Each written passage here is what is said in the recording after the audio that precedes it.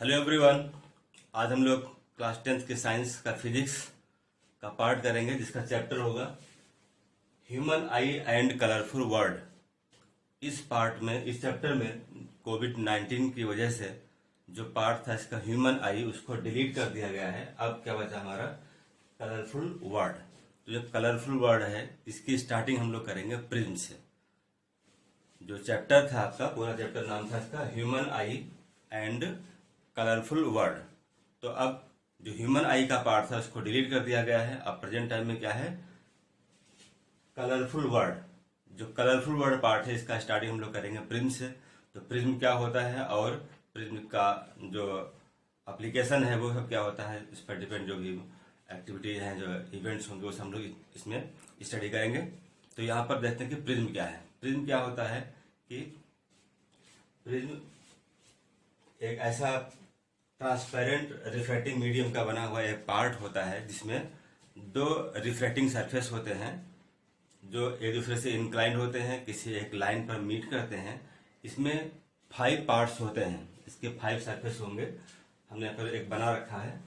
तो जो ये प्रिज्म है किसका बना हुआ है, किसी ट्रांसपेरेंट मीडियम का बना हुआ है। जैसे ग्लास मान लेते हैं तो इसमें सरफेस 5 कौन कौन से होंगे, हम इसको नाम लिखते हैं यहाँ पर A B C D E and F. तो इसको हम क्या कहते हैं प्रिज्म। ये किसका बना हुआ है, एक ऐसे ट्रांसपेरेंट मीडियम का बना हुआ है जिसमें 5 सरफेस होंगे। तो 5 जो सरफेस हैं प्लेन्स हैं कौन कौन से होंगे, पहले हम ये कहते हैं इसमें कि जो बी सी डी एफ का एक रेक्टेंगुलर सरफेस है। ऐसे ही ए सी डी ई एक रेक्टेंगुलर सरफेस है। नेक्स्ट होगा हमारा ए बी एफ ई, ये 3 सरफेस हो गए। फर्स्ट ये हो गया, इसको बोलते हैं बेस। क्या बोलते हैं इसको, इसको कहेंगे बेस। ये है बेस। और जो सरफेस हमारा है रिफ्लेक्टिंग कौन कौन सा होगा, A B F E. A B F E क्या है, यह है रिफ्लेक्टिंग सरफेस है। दूसरा ए सी डी ई, ये भी एक रिफ्लेक्टिंग सरफेस है। ये दोनों सरफेस ऐसे होते हैं, इंक्लाइंड होंगे आपस में। जहां मीट करते हैं वो लाइन क्या है, ए ही है जहां मीट करते हैं। तो ये 2 सरफेस है इंक्लाइंड। ये बेस इसका हो गया। इसको बोलेंगे रिफ्लेक्टिंग सरफेस। इसको अलग ध्यान दे रहे हैं, सरफेस वाइज का नाम यहां दे रहे हैं अलग से। जो प्लेन सरफेस कौन कौन से हैं, A B F E, A B F E, A B F E, फिर B C D F, B C D F, A C D E, A C and A C D E are 3 rectangular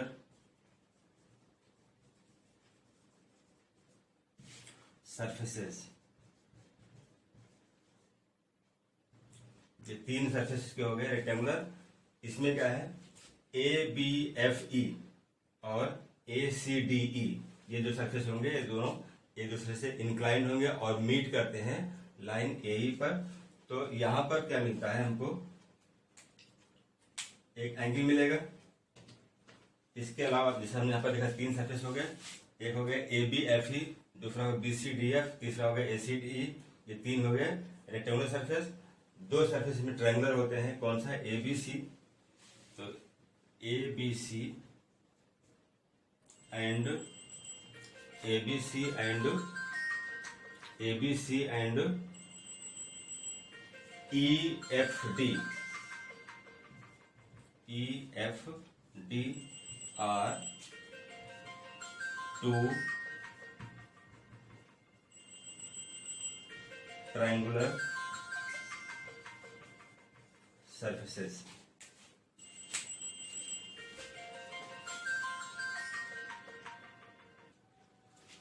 तो यहां पर देखें surface कितने हो गए?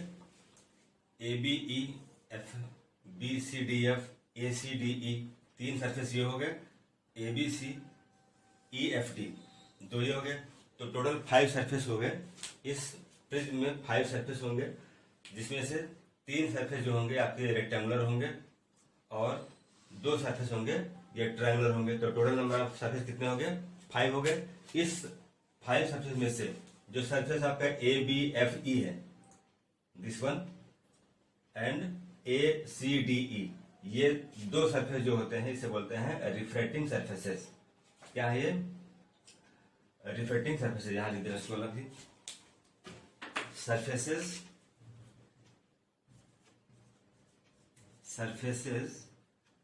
A B F E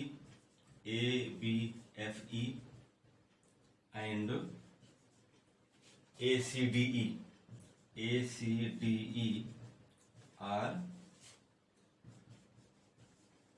known as refracting surfaces, are known as refracting surfaces।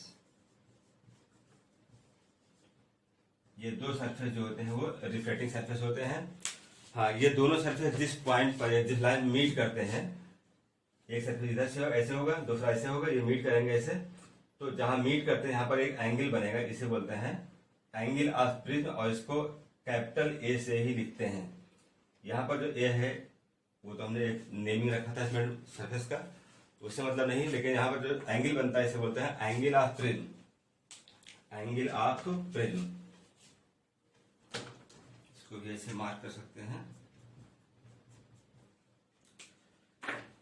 Angle B A C, angle B A C, angle B A C is known as angle of prism, angle of prism, denoted by capital A. तो ये हो गया prism के बारे में। तो यहाँ पर जो सरफेस हो गए कितने हो गए? टोटल 5 सरफेस में होंगे, जिसमें से जो सरफेस आपका है बी सी डी एफ, इसको बोलते हैं बेस। इस बेस पर 2 सरफेस ए सी डी ई और ए बी एफ, ये दोनों इंक्लाइंड होंगे, तो बनेगा एक प्रिज्म जिसमें 5 सरफेस हो गया। और ट्रायंगुलर कौन से होंगे? ए बी सी और ई एफ डी, ये 2 ट्रायंगुलर सरफेस हो गए। तो अब इसके बारे में देखते हैं कि जो प्रिज्म आपका हुआ है, इस प्रिज्म का बिहेवियर लाइट के लिए किस टाइप से बिहेव करता है उसको हम देखते हैं। तो ये कुछ हो गया इसके प्रिज्म के बारे में, ये पॉइंट्स जो बाइनरी याद रखने हैं आपको कि कौन सरफेस क्या कहलाता है, कुल कितने सरफेस होते हैं, वो सब इसके बारे में हो गया। अब इसको देखते हैं कि ये लाइट जैसे पड़ता है तो ये कैसे बिहेव करता है।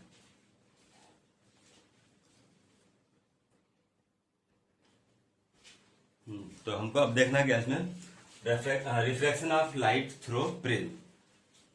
कि प्रिज्म के थ्रू अगर हम लाइट पास करते हैं तो लाइट के पास होने से क्या होता है, इसमें रिफ्रैक्शन होता है। तो रिफ्लेक्शन क्या होता है, पहले आप लोग इसके पढ़ चुके थे कि रिफ्लेक्शन ऑफ लाइट क्या है या रिफ्लेक्शन ऑफ लाइट क्या होता है। तो यहाँ पर रिफ्लेक्शन ऑफ लाइट प्रिज्म के थ्रू कैसे होगा। अभी इसके पहले आपने पढ़ा कि जो प्रिज्म था उसमें कितने 5 सरफेस होते हैं, कौन कौन से सरफेस होंगे? 3 इसमें होते हैं रेक्टेंगुलर सरफेस और 2 होते हैं ट्रायंगुलर सरफेस। 2 ट्रायंगुलर होंगे और 3 रेक्टेंगुलर होंगे। जो प्रिज्म होता है एक 3D फिगर होता है, मतलब इसमें एक ऐसा ऑब्जेक्ट है, ये एक ऐसा डिवाइस कह सकते हैं इसको, ऐसा पार्ट होता है, पीस है, जिसमें लेंथ ब्रेड्थ हाइट तीनों होंगे, तो इसे बोलते हैं कि वो 3D में होता है। तो डायग्राम जो हम लोग बनाएंगे, हम लोग अब क्या करेंगे, इसका प्रिज्म का जो फेस है फ्रंट, क्या ABC, इसको लेंगे 2D फिगर बनाएंगे और हम लोग शो करते हैं कि रिफ्लेक्शन कैसे होता है। एक चीज और जान लें, एक प्रिज्म होता है उसको बोलते हैं रेगुलर प्रिज्म। तो रेगुलर प्रिज्म क्या होता है? रेगुलर प्रिज्म क्या है? वो प्रिज्म जिसके एंगल्स A B C ये तीनों क्या होते हैं, इक्वल होते हैं। क्या? एंगल A B और एंगल C तीनों इक्वल होते हैं, मतलब तीनों कितने होंगे, 60 डिग्री के होंगे। तो उसको बोलते हैं वो प्रिज्म क्या है, एक रेगुलर प्रिज्म होता है। अच्छा, तो अब इसके बाद हम देखते हैं कि जो प्रिज्म हमारा है उसके लिए जो है, हाँ, उसमें देखते हैं रिफ्लेक्शन ऑफ लाइट कैसे होगा। तो क्या बताया हमने कि जो 3D फिगर था हम इसको नहीं लेंगे। अब क्या लेना होता है हमको, इसका जो सरफेस है ABC इसको लेंगे, मतलब एक इसका 2D फिगर लेंगे और इसी को प्लॉट करके दिखाते हैं कि रे डायग्राम कैसे बनेगा, रिफ्लेक्शन कैसे होता है। तो रिफ्लेक्शन यहाँ पर दिखाने से पहले हम लोग समझते हैं कि रिफ्लेक्शन होता है क्या है। पहले थोड़ा रिवाइज कर लेते हैं 1 मिनट के लिए। रिफ्लेक्शन क्या होता है कि जब कोई रे ऑफ लाइट एक मीडियम से दूसरे मीडियम में जाता है तो वो अपने ओरिजिनल पाथ से डिविएट हो जाता है। तो इस फिनोमेना को क्या बोलते हैं कि वो रिफ्लेक्शन ऑफ लाइट है। तो यहाँ पर हम 2 मीडियम बात कर रहे हैं, तो 2 मीडियम क्या होगा, हमने प्रिज्म को जहां पर रखा हुआ है वो क्या है, प्रिज्म है एयर मीडियम में रखा हुआ है। और प्रिज्म किसका बना हुआ है, मान लिया ग्लास का बना हुआ है, किसी ऐसे मटेरियल बना हुआ है जिसका डेंसिटी जो होता है वो एयर से ज्यादा है। तो ग्लास क्या है, एक ट्रांसपेरेंट मीडियम है। मान लीजिए कि ग्लास का बना हुआ एक प्रिज्म है।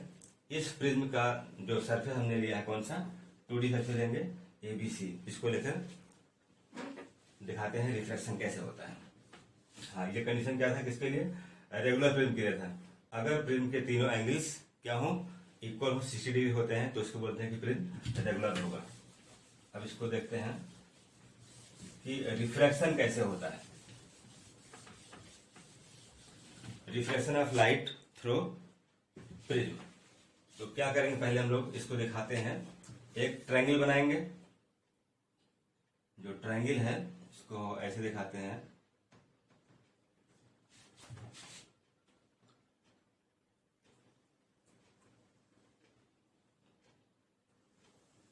ये मान लीजिए ट्रायंगल है।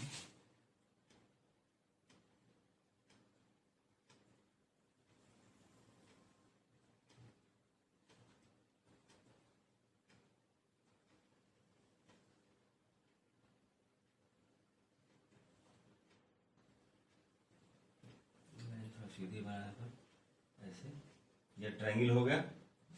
इस ट्रायंगल को लिख दिया मैंने कि नाम ना लिखा इसका, ये इसका एंगल A है। एंगल A मतलब एंगल ऑफ प्रिज्म है। ये इसका बेस हो गया। इस बेस पर जो इंक्लाइन सरफेस है ये दोनों क्या होंगे, इसको बोलते हैं रिफ्लेक्टिंग सरफेस।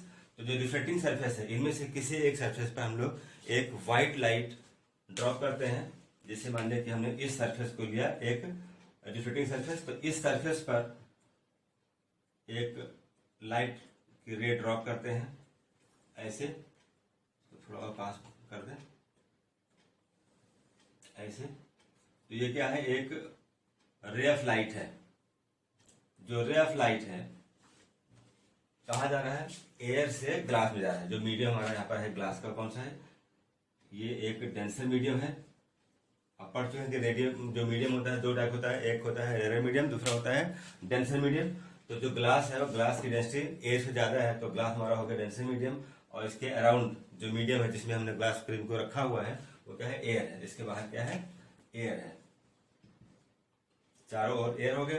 तो जो रे ऑफ लाइट है ये क्या हो गया, एक इंसिडेंट रे हो गया, इसको बोलेंगे इंसिडेंट रे। जो इंसिडेंट रे है, सरफेस जो फर्स्ट हमने लिया है इस सरफेस पर जो है इंसिडेंट होता है। तो जिस पॉइंट पर इंसिडेंट होगा, मतलब जो इसका पॉइंट ऑफ इंसिडेंस है, इस पर इस सरफेस के परपेंडिकुलर एक नॉर्मल ड्रॉ करते हैं ऐसे। जो पॉइंट ऑफ इंसिडेंस है वहां पर एक नॉर्मल ड्रॉ करेंगे ऐसे। ये हो गया नॉर्मल। अब जो कंडीशन था रिफ्लेक्शन के लिए कि जब कोई रे ऑफ लाइट एक मीडियम से दूसरे मीडियम में जाता है तो अपने ओरिजिनल पाथ से डिविएट होता है, तो ये कंडीशन यहाँ भी अप्लाई होगा।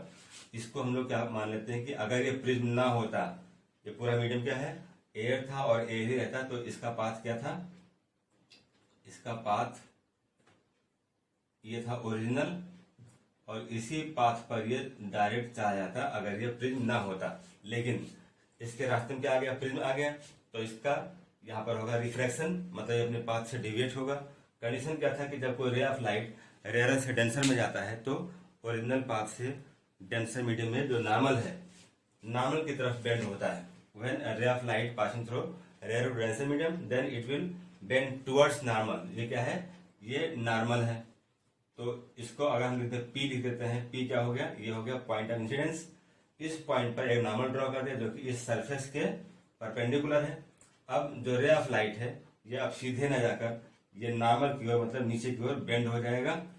तो अब इसका पाथ अब ऐसे हो जाएगा इस टाइप से।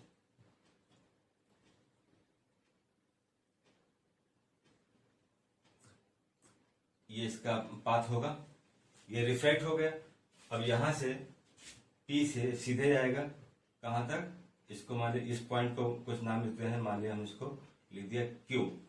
तो P से Q तक जो पाथ इसका होगा वो स्ट्रेट लाइन होगा, क्योंकि ये ग्लास मीडियम है और ये माना गया है कि जो ग्लास मीडियम है पूरा होमोजेनियस मीडियम है, तो glass to glass point P से Q तक ये ग्लास ही रहेगा, तो अपने पाथ पर ही सीधे जाएगा।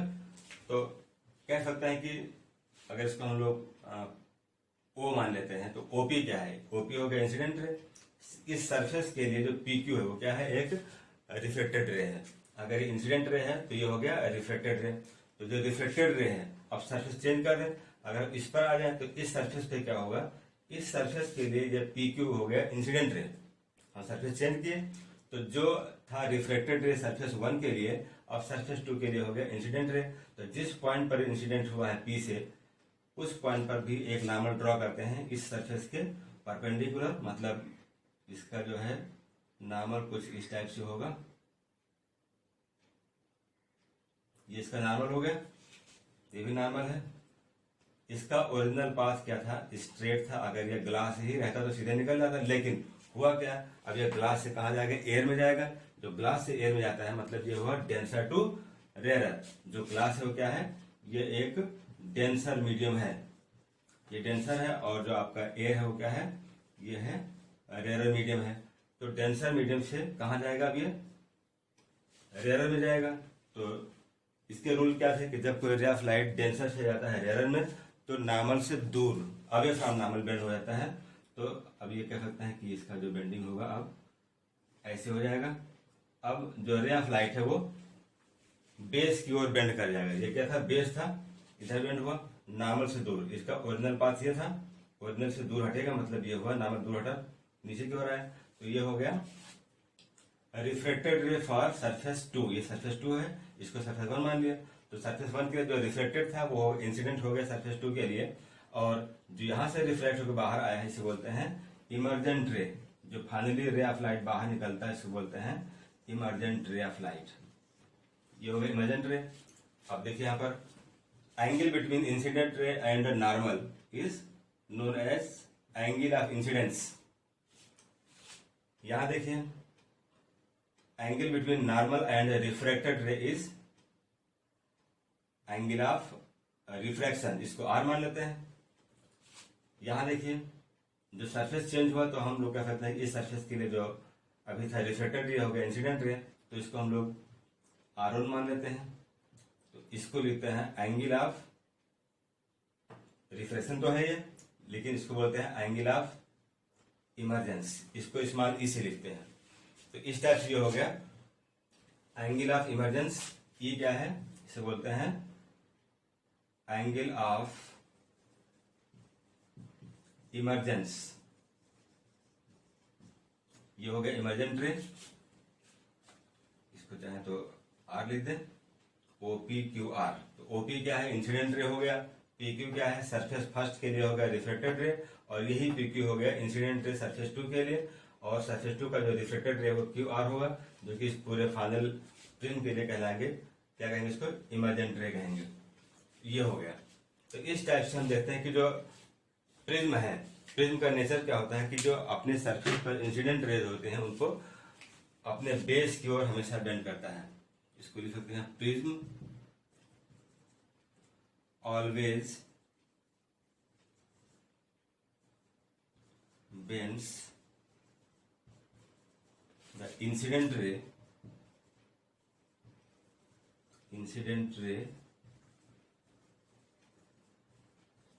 towards its base।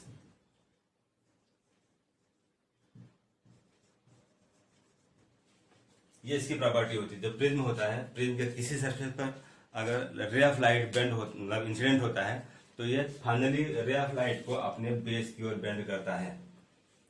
और क्या बताया, प्रिज्म जो है अगर इसके एंगल A, इसको एंगल B मान ले, C मान, तीनों एंगल अगर इक्वल हो जाए 60 डिग्री हो जाए तो क्या बोलते हैं इसको, रेगुलर प्रिज्म बोलेंगे। तो ये सब हो गया रिफ्लेक्शन ऑफ लाइट। अब इसी में देखते हैं जो इंसिडेंट रे था, अगर इसको हम लोग प्रोड्यूस कर दें, फॉरवर्ड कर दें आगे, तो क्या मिलेगा, ये पाथ मिला सीधे डॉटेड लाइन। और जो इमर्जेंट रे है, अगर इसको हम लोग बैकवर्ड प्रोड्यूस कर दें ऐसे,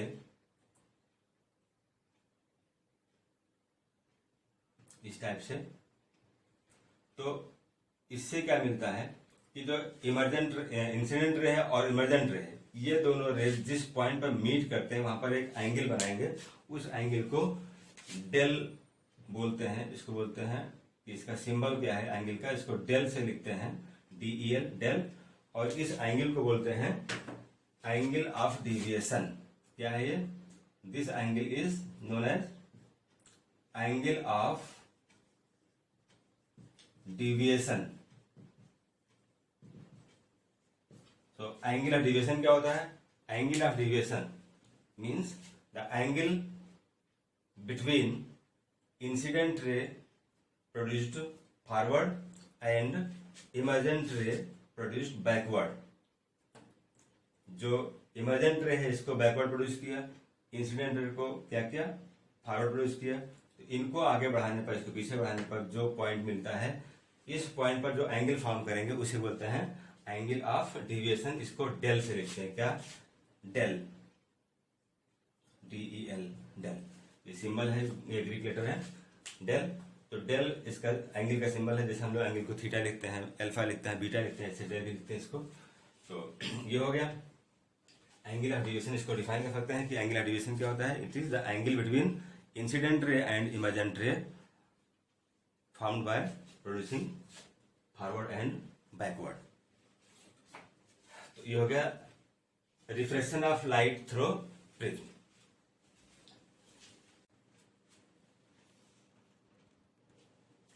तो factors affecting the angle of deviation, कौन कौन से फैक्टर्स हैं जो एंगल ऑफ डिविएशन मतलब डेल को डिपेंड करते हैं, या उस पर इफेक्ट डालते हैं। रिफ्रैक्टिव इंडेक्स इस पर इफेक्ट डालता है। इसका मीनिंग क्या होता है कि जिस मीडियम का रिफ्रैक्टिव इंडेक्स जितना अधिक होता है, जो जितना अधिक डेंसर होता है, वो रे ऑफ लाइट को, लाइट रेज को उतना ही अधिक बेंड करता है।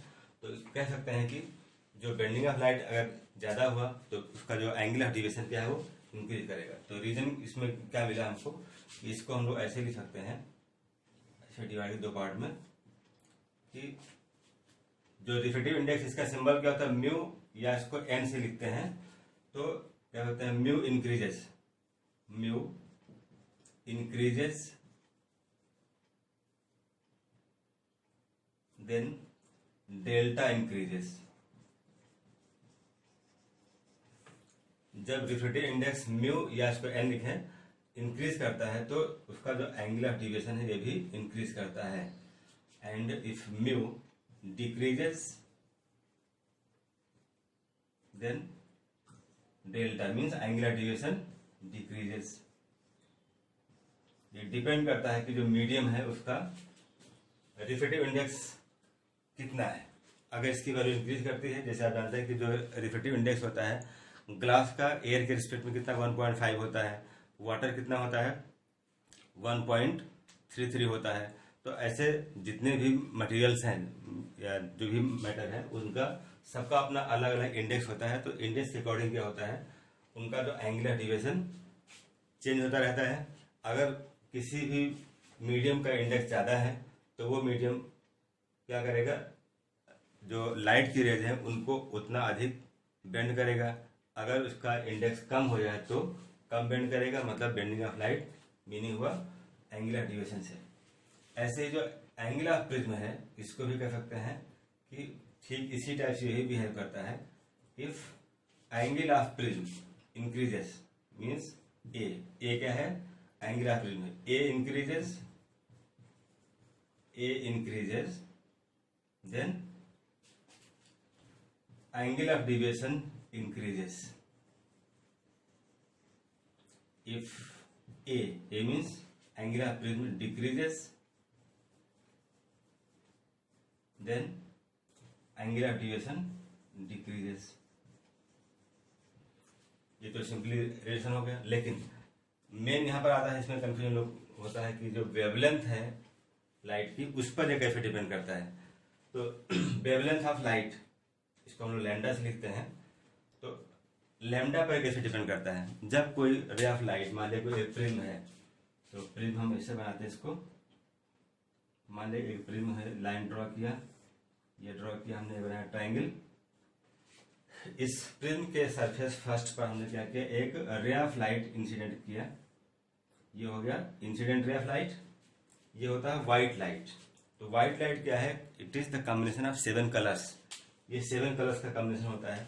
ये प्रिज्म है जो कि ग्लास बना हुआ है, जिस मीडियम रखा हुआ, मीडियम क्या है, एयर है। मीनिंग क्या है कि जो रे ऑफ लाइट है वो हमेशा रेयर से डेंसर में जाएगा, फिर डेंसर से रेयर में जाएगा।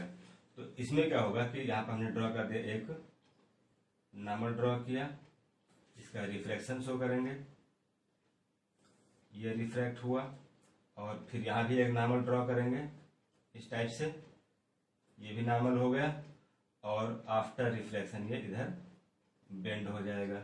तो जो रे ऑफ लाइट है इसका बेंडिंग जो होता है वो ऐसे होता है। लेकिन हमने कहा कि ये क्या है, एक व्हाइट लाइट है। जो व्हाइट लाइट है जब ये रिफ्लेक्ट होगा, फाइनली यहाँ पर जब इमेजेंट होता है, तो क्या होता है, ये 7 कलर्स में डिस्ट्रीब्यूट होता है। तो कलर्स कौन कौन से इसमें होंगे, हम यहाँ पर जो है दो के एक्सट्रीम कलर्स हमको लिख देंगे, बाकी आप समझ लेंगे। यहाँ पर जो कम से कम बेंड होता है ये होता है रेड, और जो सबसे अधिक बेंड होता है, मतलब ये कलर्स यहाँ से बेंडिंग शुरू हो जाता है इनका, इस टाइप से बीच में मिडिल कलर होंगे, ये हो गया वी। ये violet to red, violet to red मतलब इसको हम लोग बोलते हैं VIBGYOR, बिग और पढ़ते हैं इसको। V for violet, I indigo, B blue, violet, indigo, blue, green, yellow, orange and red. तो violet to red lambda means wavelength increases. यहाँ भी मार्क कर सकते हैं कि जो लैम्डा है, अगर हम वायलेट से रेड की ओर चलते हैं तो अधिक होता है, ये इंक्रीज करता है। मीनिंग क्या हो कि जो लैम्डा की वैल्यू है यहाँ, जो वी के लिए क्या मिलता है, यहाँ होता है ये मिनिमम, और इसके लिए लैम्डा होता है मैक्सिमम। तो यहाँ पर रिलेशन क्या मिलता है कि जो एंगल ऑफ डेविएशन है, यहाँ देखें सबसे अधिक, अगर इसको हम लोग इंक्रीज कर दें, यहाँ पर मतलब फॉरवर्ड प्रोड्यूस कर दें, तो क्या मिलेगा, एंगल ऑफ डेविएशन पता लग जाए कहाँ बनेगा, कितना बनेगा, कौन सा कलर कितना डेविएट हुआ। यहाँ देखें, अगर इन कलर वाइज सबको हम लोग क्या करें, बैकवर्ड प्रोड्यूस कर दें ऐसे, इसको पीछे को बढ़ाया ऐसे, तो इसका एंगल कितना बनेगा, जो रेड वाला है इसका एंगल कितना बनेगा, सबका अपना एंगल अलग अलग मिलेगा। तो कम डेविएट होता है कौन, रेड कलर, और उससे सबसे अधिक कम होता है डेविएट वायलेट होता है। तो जो डेल की वैल्यू है, जो एंगल ऑफ डेविएशन है, ये एंगल ऑफ डेविएशन जो होता है वो लैम्डा के वेवलेंथ की क्या होता है, रेसिप्रोकल होता है। इसको ऐसे लिख सकते हैं, angle of deviation is inversely proportional to wavelength. Meaning क्या हो कि अगर वेवलेंथ इंक्रीज करता है तो एंगल ऑफ डेविएशन डिक्रीज करेगा। मतलब वायलेट से अगर हम लोग रेड की ओर बढ़े, तो वायलेट टू रेड क्या होता है, लैम्डा की वैल्यू इंक्रीज करती है, सबसे कम होता है वायलेट का सबसे अधिक होता है किसका, रेड का होता है। तो रेड का जिसका लैम्डा वेवलेंथ ज्यादा है, मैक्सिमम है, उसका एंगल ऑफ डेविएशन क्या है, कम है। इसको लिख सकते हैं क्या, लैम्डा आर, मतलब angle of deviation for red colour, और इस एंगल को लिख सकते हैं delta V, angle of deviation for violet colour. तो सबसे अधिक कौन सा डेविएट हुआ है, वायलेट कलर, तो इसके लिए डेल्टा की वैल्यू क्या होगी, लैम्डा की वैल्यू क्या होगी, सबसे कम होगी, और सबसे कम डेविएट हुआ है कौन, रेड कलर, तो इसके लिए जो लैम्डा की वैल्यू है मैक्सिमम होगी। इस टाइप से डिपेंड करता है, इस पर कुछ फैक्टर और भी हैं।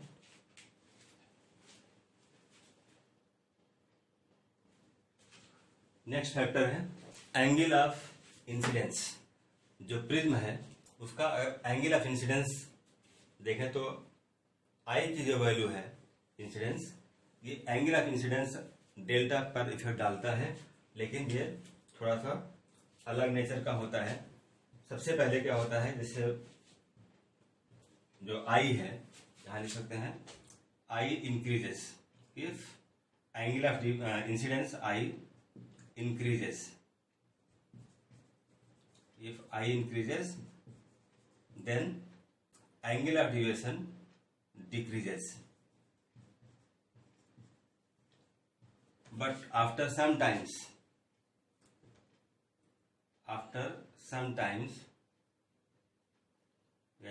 but at a certain value of I angle of deviation delta decreases, ये डिक्रीज करता है, पहले इंक्रीज करेगा फिर डिक्रीज करेगा। इसका ग्राफ बनाए तो ग्राफ क्या मिलेगा, इसका ग्राफ जो होता है कुछ इस टाइप बनेगा। आई डेल्टा कर्व बनाया, इसका एक एक्सपेरिमेंट भी होता है, इसको ओरिजिन मान लें, और जो एंगल ऑफ इंसिडेंस है उसको हम लोग इधर दिखाते हैं, आई इधर दिखा दिया और डेल्टा को इधर दिखा देते हैं। तो ग्राफ क्या मिलता है, इसका ग्राफ जो होता है कुछ इस टाइप से मिलता है। इस ग्राफ का मीनिंग क्या था कि अगर डेल्टा की वैल्यू यहाँ पर देखें, यहाँ दिखा दे डेल्टा मतलब एंगल ऑफ डेविएशन है, इधर क्या होगा एंगल ऑफ इंसिडेंस होगा आई की वैल्यू। तो अगर आई इंक्रीज कर रहा है तो आई के इंक्रीज करने में क्या होता है कि डेल्टा की वैल्यू भी इंक्रीज करती है। यहाँ देखें, हाँ I increases then delta decrease, sorry अगर इसको हम लोग मार्क कर दें यहाँ पर, ये डेल्टा जो है ये तो 0 हो गया, इसको मार्क कर दिया मैंने यहाँ पर 10, सपोज इसको हम 20 मान लेते हैं यहाँ पर, फिर ऐसे ही इसको 30 मान लें, ऐसे 40 मान लें, 50, कुछ ये एग्जाम्पल है, कोई जरूरी नहीं कि यही रहेगा। यहाँ पर जो हमने मार्क किया है क्या है, ये है एंगल आई की वैल्यू है। यहाँ भी हम अगर मार्क कर देते हैं कि ये 10 है, ये 20 है, फिर ये 30 है, 40, फिर 50, नेक्स्ट ऐसे लिखते जाएं। तो देखते हैं क्या है कि अगर ग्राफ देखें जब ये 0 होता है तो यहाँ पर इसकी वैल्यू क्या है, मैक्सिमम इधर है, लेकिन जब एंगल आई की वैल्यू इधर इंक्रीज करता है तो ग्राफ नीचे आ रहा है, कम हो रहा है इसकी वैल्यू, ये आई बढ़ेगा तो ग्राफ नीचे आएगा।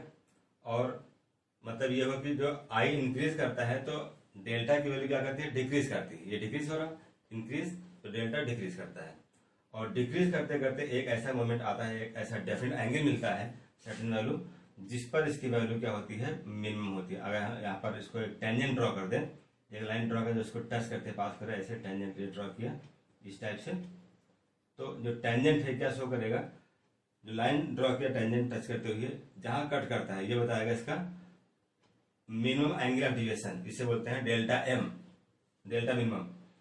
और यहां से ड्रॉ कर परपेंडिकुलर, तो ये जहां पर कट करेगा वो एंगल क्या शो करेगा, आई की एक डेफिनेट वैल्यू, आई की एक डेफिनेट वैल्यू मान लिया यहाँ पर ये 24 है सपोज, अगर ये 24 है तो 24 इसकी वैल्यू क्या होगी, 24 डिग्री जो एंगल हुआ, इस एंगल पर डेल्टा क्या मिलता है, ये मिलता है मिनिमम, इसको बोलते हैं एंगल ऑफ डेविएशन की जो वैल्यू है। इस एग्जांपल में जो हमने सपोज किया है 24 डिग्री अगर आई होता है तो आई के 24 डिग्री पर डेल्टा की वैल्यू क्या मिलेगी, मिनिमम मिलता है। ये कितना मिलेगा, जो भी मिला 24, 23 जो मिल जाए, कोई जरूरी इतना मिले, लेकिन रिलेशन क्या मिलता है उसको मैंने बताया कि जो अगर आई है, आई मतलब एंगल ऑफ इंसिडेंस इंक्रीज करता है तो डेल्टा जो एंगल ऑफ डेविएशन था वो डिक्रीज करता है।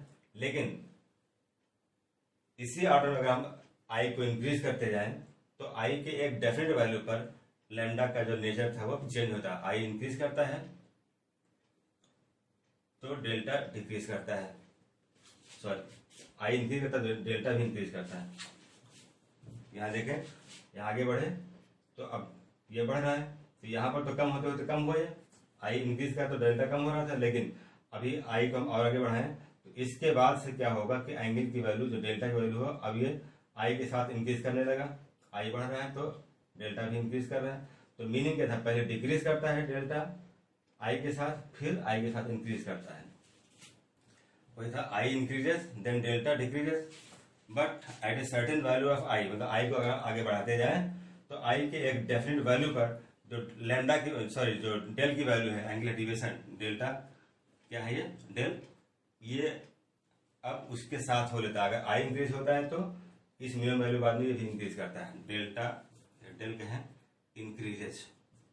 ये इसका नेचर मिलेगा, इसको बोलते हैं आई डेल्टा कर्व। ये क्या है, आई डेल्टा कर्व है।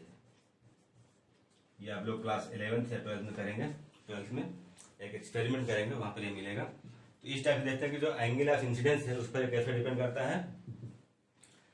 पहले अगर आई इंक्रीज करता है तो एंगुलर डेविएशन उसके साथ में डिक्रीज करता है। तो डिक्रीज होते होते जब डेल्टा की एक मिनिमम वैल्यू मिल जाती है तो उस वैल्यू पर जो आई मिलेगा, मान लिया यहाँ पर 24 मिला, इस एंगल को बोलते हैं कि एंगल ऑफ डेविएशन की मिनिमम वैल्यू है। लेकिन इसी ऑर्डर में अगर आई को इंक्रीज करते हैं तो अभी इस वैल्यू के बाद आई इंक्रीज करने पर डेल्टा भी इंक्रीज करता है। पहले यहाँ डेल्टा डिक्रीज कर रहा था, अब ये इंक्रीज करेगा आई के साथ में। तो ये क्या रिलेशन हो गया। एक और सपोज कर सकते हैं कि ये टेम्परेचर पर भी डिपेंड करता है, इट डिपेंड्स अपॉन टेम्परेचर। तो टेम्परेचर पर कैसे डिपेंड करता है, मान लीजिए कोई मीडियम है, उसका आपने टेम्परेचर बढ़ाया, अगर टेम्परेचर इंक्रीज करेगा तो क्या होता है, उस मीडियम का जो डेंसिटी होता है कम हो जाएगा। अगर डेंसिटी कम हो गया मतलब क्या हुआ, उसका इंडेक्स कम हुआ। टेम्परेचर इंक्रीज किया, इसको ऐसे मार्क कर दे हैं, इंक्रीज मतलब टेम्परेचर बढ़ाया तो क्या हुआ, जो उसका इंडेक्स था रिफ्रेक्टिव इंडेक्स डाउन होगा, और जब रिफ्रेक्टिव इंडेक्स डाउन होगा तो इसके साथ में क्या होगा, जो एंगुलर डेविएशन था ये भी डाउन हो जाएगा, कम हो जाएगा। अपवर्ड मतलब इंक्रीज करता है, डाउन मतलब डिक्रीज करता है। क्या होता है, टेम्परेचर इंक्रीज करता है मीडियम का तो उस मीडियम का जो रिफ्रेक्टिव इंडेक्स है, रिफ्रेक्टिव इंडेक्स क्या होगा, ये डिक्रीज करेगा, और जब रिफ्रेक्टिव इंडेक्स डिक्रीज करता है तो उसी के साथ साथ एंगुलर डेविएशन भी डिक्रीज करता है। तो ये कुछ बातें थी प्रिज्म के बारे में। इसके बाद हम लोग पढ़ेंगे अगले पार्ट में, करें आज के वीडियो में फिनिश करते हैं, बहुत लेंदी हो जाएगा। तो अगला पार्ट हम लोग करेंगे, उसमें पढ़ेंगे डिफरक्शन ऑफ लाइट। तो इस वीडियो को आप लोग देखिए, समझिए, अपने नोट्स तैयार करिए और कंसेप्ट क्लियर करिए। कोई प्रॉब्लम होती है तो उसको आप लोग जो कमेंट बॉक्स में पूछ सकते हैं। तो आज के लिए बस इतना ही, और इसके बाद जो नेक्स्ट पार्ट हम लोग लेंगे वो नेक्स्ट पार्ट हमारा होगा डिस्पर्सन ऑफ लाइट पर होगा, तो पार्ट 2 में करेंगे। तो थैंक फॉर टुडे।